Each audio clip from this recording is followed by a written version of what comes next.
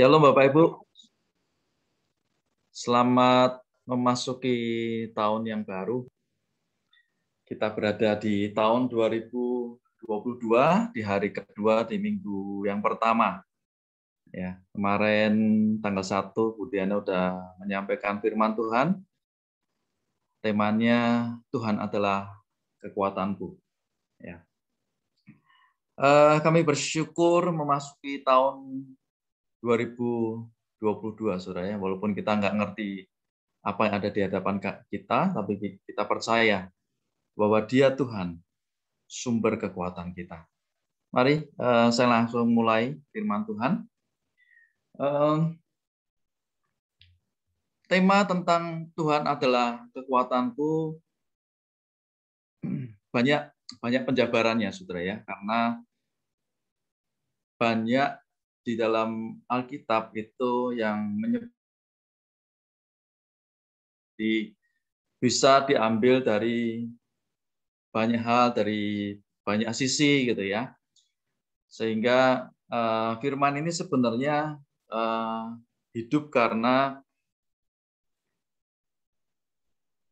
bisa mengambil manfaat, bisa mengambil sesuatu, bisa mengambil hal yang baik tentang Tuhan adalah kekuatanku. Dan itu sangat penting di dalam kehidupan kita kalau kita mengetahui bahwa hanya Tuhan sumber kekuatan kita. Ya. Manusia terdiri dari 3, saudara ya. Kalau firman Tuhan berkata di dalam 1 Tesalonika 5 ayat 23, ya, manusia itu terdiri dari 3 bagian. Ya, 1 tubuh, 2 jiwa, dan 3 roh. Ya, dikatakan itu sebagai trikotomi. Gitu ya. Nah, manusia tubuh itu merupakan manusia jasmani, ya, secara fisik ini tubuh kita, secara fisik, secara lahiriah ini tubuh. Jiwa itu berhubungan dengan perasaan, dengan pikiran. Gitu ya. Kalau roh itu berhubungan dengan sebuah daya yang memberikan kehidupan buat kita, sebuah daya yang menghidupkan, atau ada juga yang mengatakan bahwa itu nafas yang dihembuskan Tuhan ke dalam hidup manusia. Ya. Sehingga manusia itu mempunyai tubuh, jiwa, dan roh. Kalau saya bagi 2 lagi, manusia jasmani itu tubuh, manusia rohani itu jiwa dan roh. Ya. Kebanyakan orang lebih banyak memperhatikan tentang tubuh, ya, karena ini yang paling gampang terlihat, ya, tentang tubuh. Apapun yang kita lakukan, orang lebih banyak cenderung mendandani tubuh supaya secara outside, ini kan outside ya, secara tampilan luarnya itu baik, enak dilihat gitu ya, saudara ya. Tetapi orang sering lupa yang bagian dalamnya, jiwa dan roh, gitu ya. Kebutuhan pokok tubuh manusia itu makan, minum, itu yang pokok, saudara ya. Kalau yang lainnya itu suplemen, ya, tambahan yang lainnya. Kita makan 3 kali sehari. Ya, mungkin orang ada yang terbiasa makan 3 kali sehari, harus makannya nasi semua, saudara ya. Pagi, siang, sampai malam nasi terus. Kalau nggak ketemu nasi, nggak nendang katanya. Gitu. Atau mungkin juga orang ada yang, wah, gua harus diet nih. Pagi makannya cuma oatmeal, susu, sama buah. Nanti siang baru makan nasi dan lauk pauk lengkap gitu ya. Malam nanti diet lagi, cuma makan buah, makan telur gitu ya. Tapi pada prinsipnya orang makan harus 3 kali. Ya. Orang minum dikatakan harus minimal 2 liter sehari atau 8 gelas sehari. Itu kebutuhan pokok tubuh manusia. Ya, semua orang melakukan hal yang seperti itu. Tujuannya apa, saudara? Makan, minum itu tujuannya apa? supaya kita punya energi. Ya, kita punya daya tahan tubuh yang baik, supaya kita punya kekuatan. Ya, bayangkan kalau kita masuk di dalam doa puasa, doa puasa dari malam jam 10 pagi nanti buka 10 malam, bukanya nanti jam 6 sore. Ya, secara tubuh pasti mengalami ada kekuatan yang berkurang gitu ya. Secara tubuh pasti ada mengalami mungkin letih, cepat letih gitu ya, atau cepat lesu karena berpuasa. Ya. Nah, yang belum saya bayangkan kalau puasanya seperti puasanya Esther, saudara ya. 3 hari, 3. Ya, saya pernah tanya, rasanya gimana ya puasa Esther itu ya? Karena saya belum pernah. Kalau puasa 40 hari, pernah 100. Nah, yang puasa Esther saya belum pernah. 3 hari nggak makan saya belum pernah. Saya tanya, rasanya gimana puasa Esther itu? Waduh, hari pertama sih masih oke gitu ya. Hari kedua itu sudah mulai mata berkunang-kunang gitu ya. Karena benar-benar lemes gitu ya. Hari ketiga itu rasanya mau pingsan, saudara. Kira-kira seperti itu. Karena nggak ada lagi kekuatan, nggak ada lagi yang diisi. Karena nggak ada makanan, nggak ada minuman. Jadi nggak kuat, benar-benar nggak kuat. Gitu ya. Jadi, nah, kebanyakan orang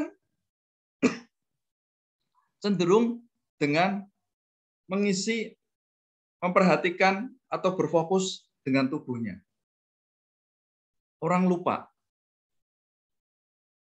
harus mengisi jiwanya, harus mengisi rohnya supaya kuat.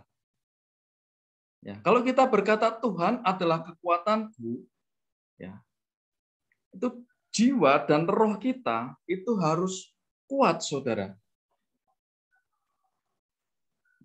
Gimana caranya kita bisa mengisi atau memakan makanan rohani? Karena ini sifatnya di dalam ya.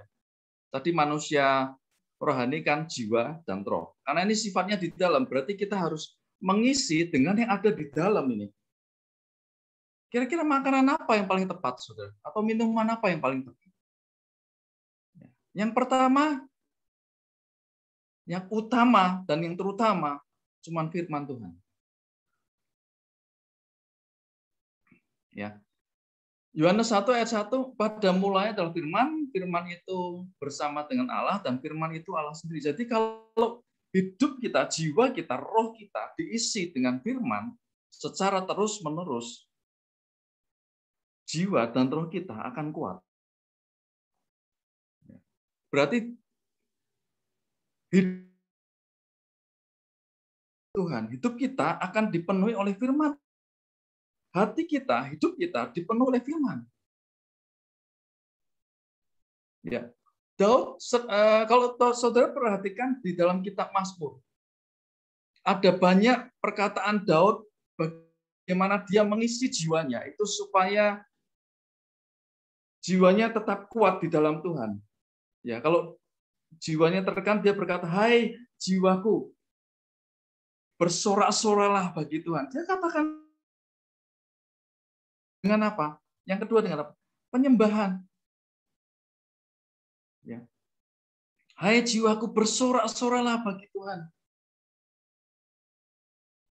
Di Mazmur 63 ayat 2 dikatakan gini, "Ya Allah, Engkaulah Allahku.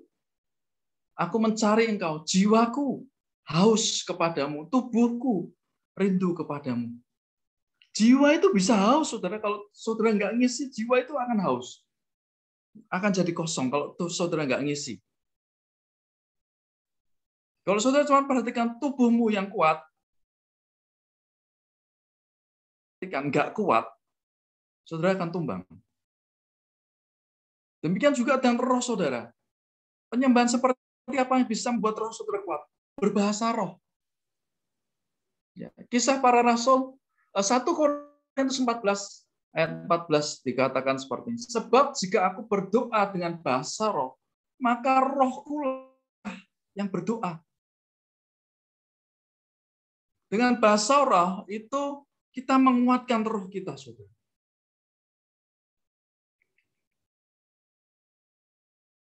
Ya.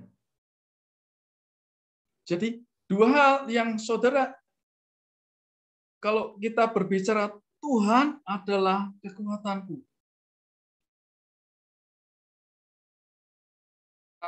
Rohani. Apa dampaknya, saudara? Kalau saudara mengisi manusia rohani, jiwa dan roh, itu akan mempengaruhi manusia jasmani. Tubuhmu itu akan berpengaruh. Ya. Kalau engkau punya jiwa yang kuat, engkau punya roh yang kuat, engkau punya jiwa dan roh yang selalu mencari Tuhan, yang selalu berjalan dalam kebenaran firman, itu akan mempengaruhi tubuhmu. Baik perkataan saudara maupun tingkah laku saudara, gaya hidup saudara, cara hidup saudara,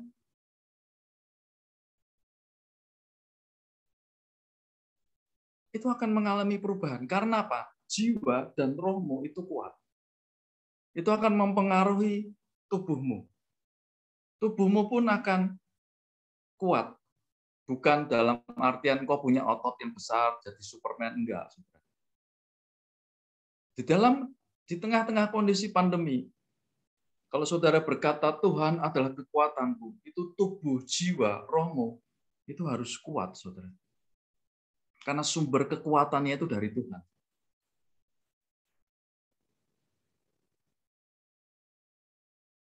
Ya. Engkau akan punya, kalau tubuhmu, jiwa dan rohmu kuat mempengaruhi tubuhmu, engkau akan punya penguasaan diri yang baik. Sehingga hal-hal yang positif yang berdasarkan firman Tuhan itu akan mempengaruhi seluruh keberadaan hidup saudara.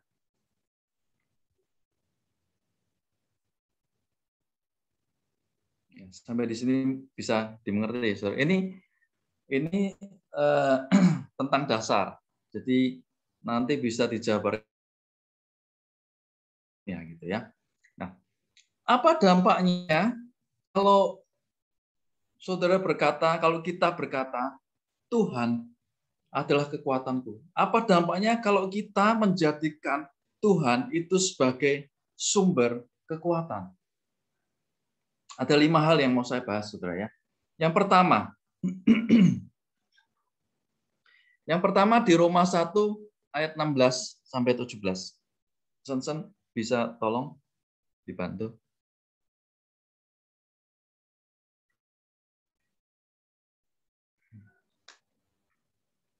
Roma 1 ayat 16 sampai 17. Dikatakan seperti ini. Sebab aku mempunyai keyakinan yang kokoh dalam Injil, karena Injil adalah kekuatan Allah yang menyelamatkan setiap orang yang percaya. Pertama-tama orang Yunani, tetapi juga pertama-tama orang Yahudi, tetapi juga orang Yunani. Ayat 17, sebab di dalamnya nyata kebenaran Allah yang bertolak dari iman dan memimpin kepada iman. Seperti ada tertulis, orang benar akan hidup oleh iman. Dampak yang pertama, jikalau kita menjadikan Tuhan Yesus sebagai sumber kekuatan, dampak yang pertama, saudara, kita punya keyakinan yang kokoh. Kita punya iman percaya yang teguh terhadap Tuhan. Karena apa? Dikatakan di sini, bagaimana saudara bisa memperoleh iman yang kokoh? Di sini dikatakan, Injil itu adalah kekuatan Allah. Makanya, saudara, makanan rohani, santapan rohani, ya, yang tepat, yang baik buat hidup kita, itu cuma satu. Di sini dikatakan, Injil. Karena itu merupakan kekuatan Allah yang sanggup menyelamatkan setiap orang percaya. Dasarnya apa, saudara? Iman, percaya. Keyakinan yang kokoh itu iman, percaya saudara dan saya.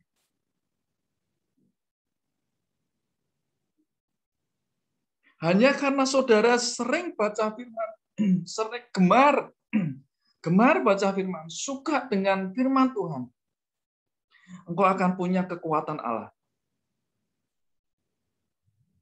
Karena iman percayamu akan dibangun lewat firman Tuhan.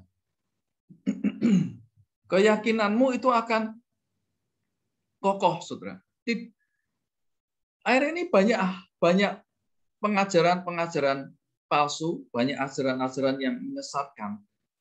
Kalau kita nggak punya dasar firman Tuhan yang kuat, kita akan mudah terombang-ambing, saudara. Kita akan mudah mempercayai bahwa oh ya, ajaran itu kayaknya benar ya, kayaknya benar gitu.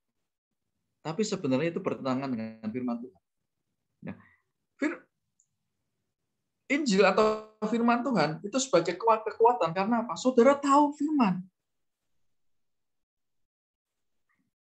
Saudara harus tahu firman. Dalam kondisi saat ini saudara harus mengerti akan firman.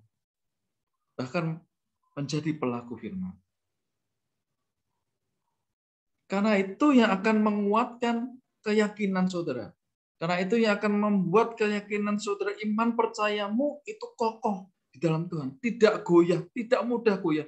Tidak mudah terombang-ambing karena ajaran-ajaran lain yang bertentangan dengan firman Tuhan. Walaupun kelihatannya sepertinya loh saudara, sepertinya beda-beda tipis gitu ya.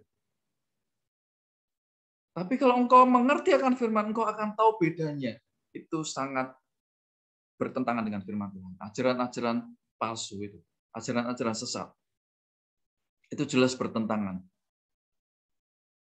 Tapi kalau kita nggak mengerti firman, kita akan, oh kayaknya cuma beda-beda tipis ini. Kita akan seperti itu.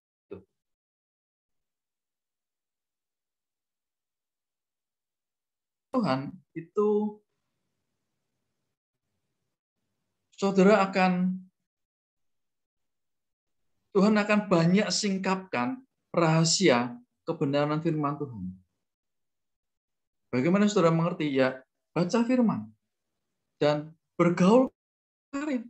Saudara akan banyak menerima pewahyuan. Saudara akan banyak menerima, Tuhan akan bukakan banyak hal yang selama ini mungkin saudara nggak mengerti. Tuhan akan singkapkan.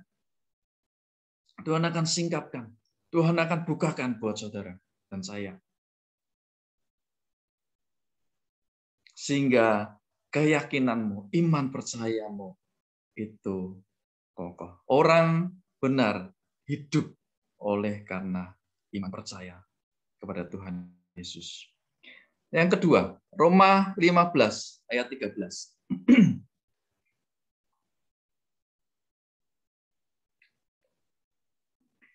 Roma 15. Ya, Roma 15 ayat 13. Semoga Allah, sumber pengharapan, memenuhi kamu dengan segala sukacita dan damai sejahtera dalam iman kamu, supaya oleh kekuatan Roh Kudus, kamu berlimpah-limpah dalam pengharapan. Dampak yang kedua, di saat kita menjadikan Tuhan sebagai sumber kekuatan, engkau punya pengharapan yang berlimpah-limpah.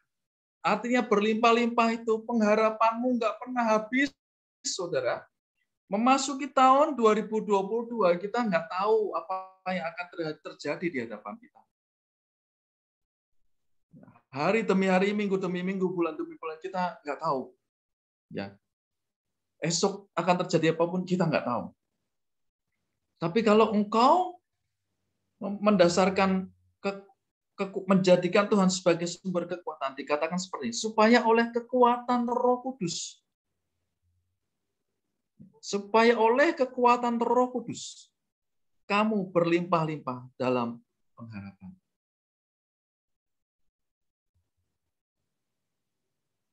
Kondisi pandemi itu mengubah banyak hal, saudara. Mengubah segala sesuatu di sekeliling kita. Banyak hal yang berubah karena pandemi.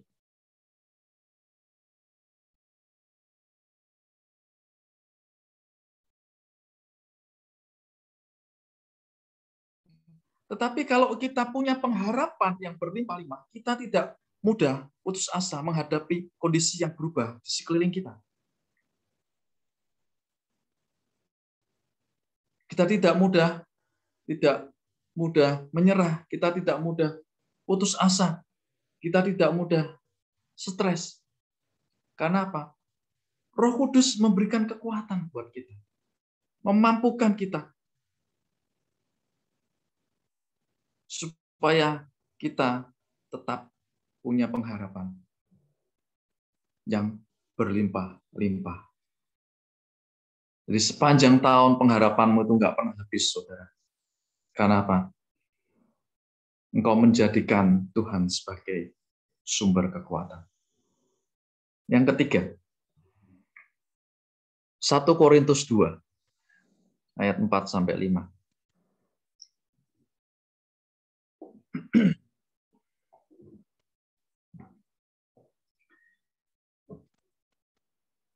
Baik perkataanku maupun pemberitaanku tidak kusampaikan dengan kata-kata hikmat yang meyakinkan, tetapi dengan keyakinan akan kekuatan Roh Kudus ya, maksudnya begitu. Supaya iman kamu jangan bergantung kepada hikmat manusia, tetapi pada kekuatan Allah. Kalau saudara menjadikan Tuhan sebagai sumber kekuatan, kita tidak bergantung kepada hikmat manusia. Ya, dalam Yeremia 17 ayat berapa ya? Ayat 4 atau 5 ya. Terkutuklah orang yang mengandalkan kekuatannya sendiri.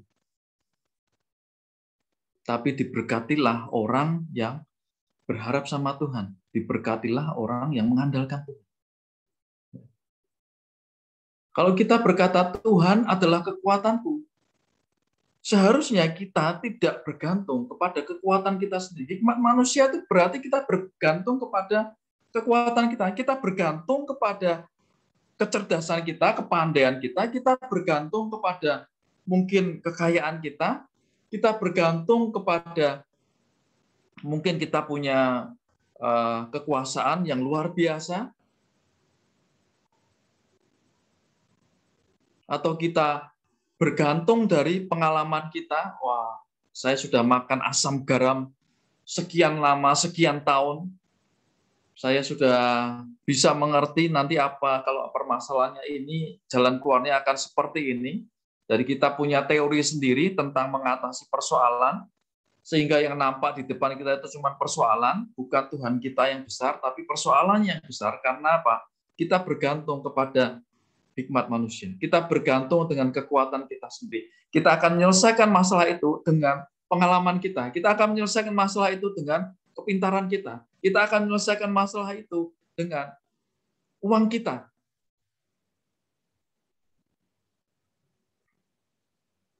Karena apa? Bergantung dengan hikmat manusia. Kalau engkau mendasarkan pada engkau bergantung dengan kekuatan Allah, berarti kita ini belajar mengandalkan Tuhan 100%.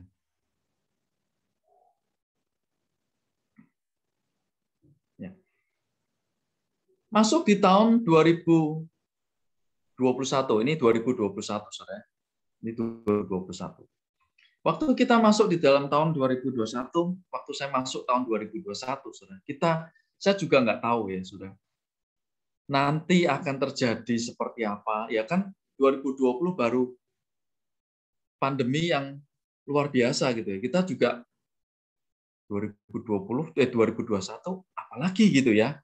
Ini akan selesai atau nggak selesai atau gimana gitu ya. Karena 2020 aja udah sedemikian goncangannya aja sedemikian besar gitu ya. Kita nggak tahu 2021 akan menjadi seperti apa gitu ya. Waktu kita memasuki tahun 2021. Dalam perjalanan waktu, saudara, dalam perjalanan waktu, hari demi hari, minggu demi minggu, bulan demi bulan, apa yang Tuhan lakukan, apa yang Tuhan kerjakan, apa yang Tuhan limpahkan, itu membuat saya benar-benar tercengang, saudara. Membuat saya benar-benar kagum dan hormat akan apa yang Tuhan lakukan, baik dalam pekerjaan, baik dalam rumah tangga, baik untuk anak-anak kami, itu banyak hal yang saya alami itu yang nggak pernah saya pikirkan waktu saya memasuki tahun 2021. Saya melihat banyak mujizat terjadi, banyak keajaiban terjadi di depan mata saya sendiri. Dan saya berada di tengah-tengah mujizat itu terjadi. Waktu memasuki tahun 2021, nggak tahu, saudara. Ya 2020-nya kan pandemi seperti itu ya.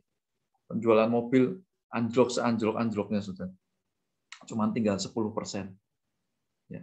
Kita masuk 2021 dengan ya harap-harap cemas gitulah, saudara. Ini apalagi ya nanti ya, kira-kira selesai atau enggak, kira-kira seperti apa ya 2020. Tapi ternyata setelah kita melewati hari demi hari, itu luar biasa.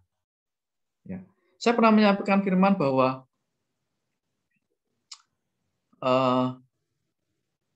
masih ada pelangi di tengah badai. Itu bukan teori, saudara. Itu benar-benar ada pelangi di tengah-tengah pandemi. Itu ada keajaiban terjadi, ada mujizat terjadi di tengah-tengah pandemi. Ya. Jangan kekuatan kita, karena kita nggak tahu hari depan itu apa. Tapi yang penting kita percaya, Yeremia 29 ayat 11, Tuhan tahu segala rancangan yang ada dalam hidup kita. Itu aja yang kita pegang.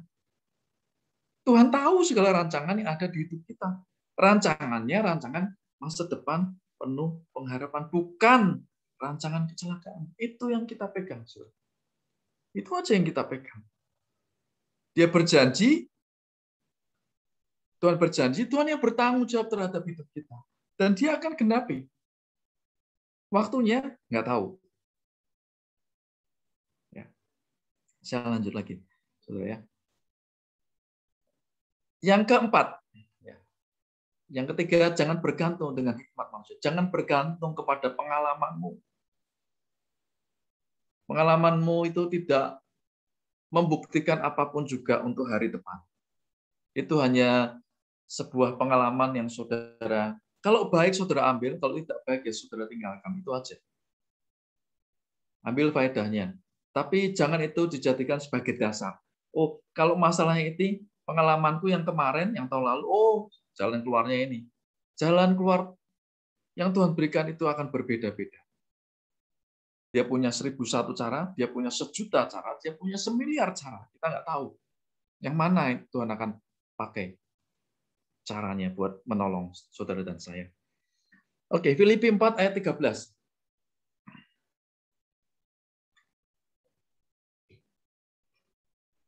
Filipi 4 ayat 13. Segala perkara dapat kutanggung di dalam Dia yang memberikan kekuatan kepadaku. Kalau saudara berkata, Tuhan adalah kekuatanku. Ya. Firman Tuhan berkata, segala perkara dapat kutanggung di dalam Dia, di dalam Tuhan yang memberi kekuatan kepadaku. Segala perkara loh saudara. Bukan satu perkara, bukan dua perkara, bukan tiga perkara. Segala perkara. Apapun yang terjadi di tahun 2022, memasuki tahun 2022, kita nggak tahu apa yang terjadi, tapi Tuhan katakan segala perkara dapat kutanggung.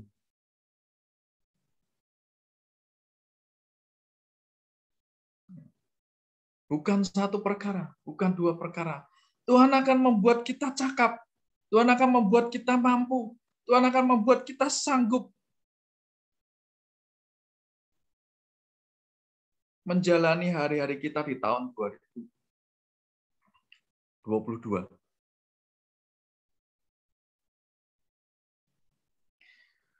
Dalam kondisi apapun juga, saudara. Dalam kondisi apapun juga. Di dalam kondisi pandemi kita juga nggak tahu ya, saudara. 2022 pandemi akan selesai atau enggak, gitu. Kita juga nggak tahu. Tapi kita berharap pandemi akan cepat selesai, gitu, saudara ya.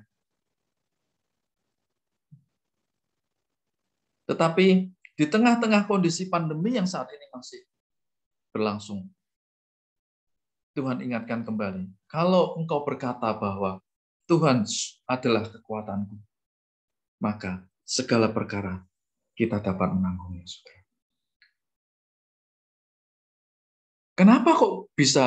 Kenapa kok bisa begitu segala perkara dapat kutanggung? Kita buka di Roma 8 ayat 28. Saudara sering baca nih. Kayaknya saya nggak ini ya, Sen ya. Saya bacakan aja ya. Roma 8 ayat 28 berkata bahwa kita tahu sekarang bahwa Allah turut bekerja dalam segala sesuatu. Ya, Saudara. Kenapa kita dapat menanggung segala perkara? Karena ini, Saudara. Karena Allah turut bekerja dalam segala sesuatu untuk mendatangkan kebaikan bagi mereka yang mengasihi Dia. Segala perkara dapat kutanggung karena Allah itu turut bekerja di dalam segala sesuatu untuk mendatangkan kebaikan, Saudara. Kuncinya bagi kita yang mengasihi Dia.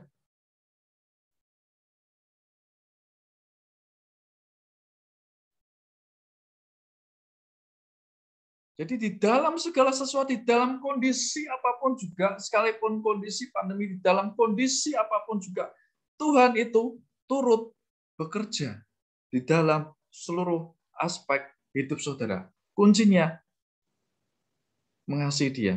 Kuncinya engkau berharap. Kuncinya menjadikan Dia sebagai sumber kekuatan.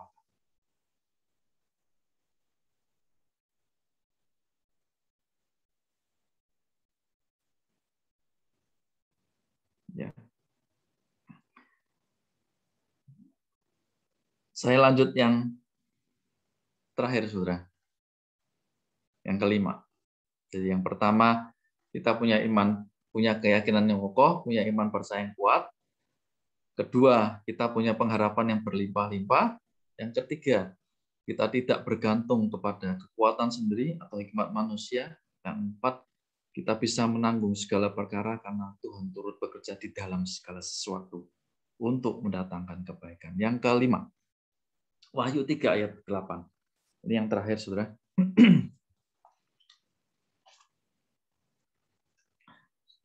Wahyu 3 ayat 8. Aku tahu segala pekerjaanmu. Lihatlah, aku telah membuka pintu bagimu yang tidak dapat ditutup oleh seorang pun. Aku tahu bahwa kekuatanmu tidak seberapa. Namun, engkau menuruti firman-Ku dan engkau tidak menyangkal namaku. Ya. Firman Tuhan katakan begini, saudara. Aku telah membuka pintu bagimu yang tidak dapat ditutup oleh seorang pun. Ya, ini pernah kita jadikan tema gereja, saudara ya. Wahyu 3 ayat 7 dan 8.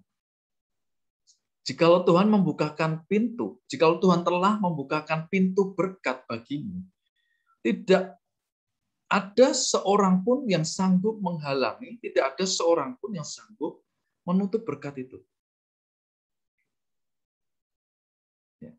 Kenapa? Karena Tuhan tahu, saudara. Walaupun kondisi pandemi seperti ini, Tuhan tahu. Kekuatan kita nggak seberapa. Makanya kita menjadikan Tuhan itu sebagai sumber kekuatan. Karena kekuatan kita tuh nggak seberapa. Tuhan tahu persis. Kekuatanmu tuh nggak seberapa. Kekuatan saya nggak seberapa menghadapi pandemi. Tapi karena engkau hidup dalam firman, engkau tidak menyangkal nama Tuhan, engkau tidak menjual nama Yesus demi kekayaan, uang dan harta. Engkau tidak menjual nama Yesus demi kekuasaan supaya punya kekuasaan yang besar. Engkau tidak menjual nama Yesus demi ketenaran supaya engkau menjadi orang yang terkenal. Semua orang menyukai karena terkenal gitu, saudara ya. Karena kita hidup dalam firman dan kita tidak menyangkal nama Yesus.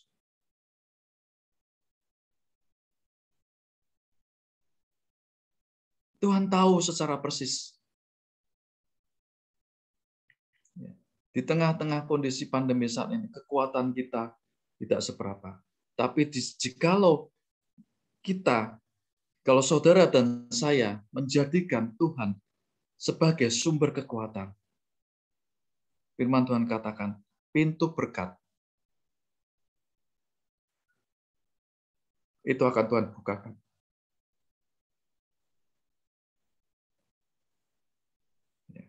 Pintu berkat itu akan Tuhan bukakan. Dan tidak seorang pun yang sanggup menghalangi. Tidak ada seorang pun yang sanggup menutup pintu berkat yang Tuhan bukakan buat saudara dan saya.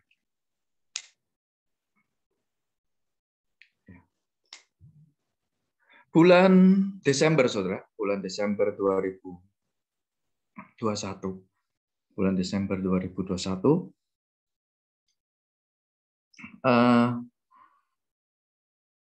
penjualan mobil, saya jualan mobil Mitsubishi itu, penjualannya itu melebihi, ya, jauh melebihi dibanding kondisi di saat sebelum pandemi. Ya, 2 kali lipat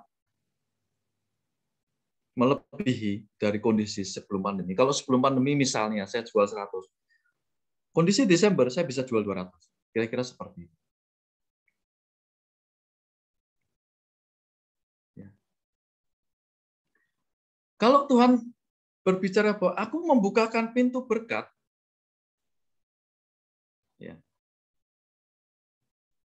itu benar-benar sesuatu yang luar biasa Tuhan berikan. Tuhan berikan di depan pintu rumahmu. Bahkan Tuhan berikan di dalam rekening tabunganmu, saudara. Karena saya mengalami hal seperti itu di bulan Desember. Ya. Bukan hanya pintu berkat, saudara. Bahkan tidak ada yang mustahil. Tingkap-tingkap langit pun itu akan dibukakan. Kita buka di 1 Korintus 2 ayat 9. Saudara, ini ayat yang sering kita baca, saudara, ya. Dikatakan seperti ini. Tetapi seperti ada tertulis, apa yang tidak pernah dilihat oleh mata dan tidak pernah didengar oleh telinga dan yang tidak pernah timbul dalam hati manusia, semua yang disediakan Allah untuk mereka yang mengasihi Dia. Ini ayat penutupnya, saudara, ya. Semua disediakan Allah, saudara. Tuhan itu sudah sediakan semuanya. Apa yang tak pernah dilihat mata, tak pernah didengar telinga, tak pernah timbul di dalam hati saudara dan saya, sebenarnya itu Tuhan sudah sediakan. Begitu pintu itu dibuka, Tuhan cuma perintahkan, kat malaikat, tolong kirim ke depan pintu rumahnya, misalnya Bu Indri, atau Pak Paulus, atau Pak Wi, atau Bu Diana. Kat tolong kirim ke depan pintu rumah mereka. Kat tolong kirim ke rekening tabungan mereka. Cuman begitu, saudara. Yang terpenting ayat terakhirnya, bagi mereka yang mengasihi Dia. Kalau saudara mengasihi Tuhan, saudara akan menjadikan Dia sebagai Dia Yesus sebagai sumber kekuatan. Memasuki tahun 2022, ada banyak hal yang akan terjadi, tetapi satu hal kita percaya bahwa di tengah-tengah kondisi pandemi saat ini, Tuhan tetap menyertai sebab Dia Allah Immanuel yang menyertai. Dia Tuhan yang turut bekerja di dalam segala sesuatu di hidup kita. kita punya pengharapan yang berlimpah-limpah, kita punya iman percaya yang kokoh, kita bergantung, kita mengandalkan kepada Tuhan bukan dengan kekuatan kita. Dan saudara akan melihat banyak hal itu akan Tuhan berikan. Tuhan akan limpahkan.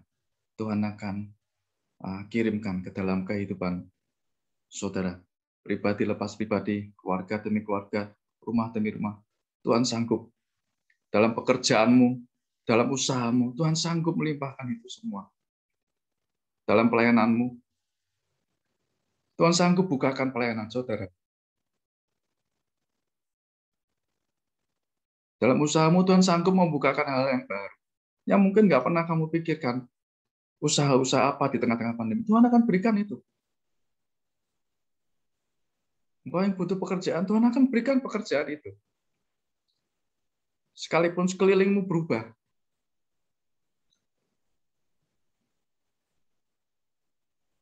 Poinnya, bagi yang mengasihi dia. Menjadikan dia Yesus Kristus Tuhan sebagai sumber kekuatan. Engkau isi hidupmu dengan firman Tuhan. Engkau isi hidupmu dengan penyembahan. Berbahasa roh. Karena itu yang menguatkan, saudara. Menguatkan jiwamu, menguatkan rohmu. Dan itu akan berdampak terhadap tubuhmu. Amin. Saya rasa itu aja. Kita tutup dalam doa. Tuhan, terima kasih firman-Mu telah hamba-Mu sampaikan. Biar setiap firman pada pagi menjelang siang hari ini bisa diterima dengan baik.